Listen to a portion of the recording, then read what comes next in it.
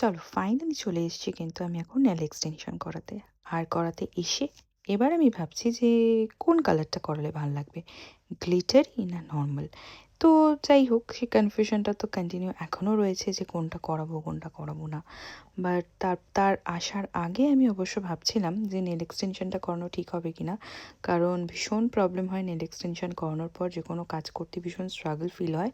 But হ্যাঁ, এর আগে যখনই আমি নেল এক্সটেনশন করেছি একটু বড় সাইজের নেল আমি রেখেছিলাম। বাট আজকে আমি ডিসাইড করেই এসেছিলাম খুব ছোট ছোট নেলস রাখবো, যাতে আমার কাজ করতে কোনো রকম কোনো অসুবিধা না হয়।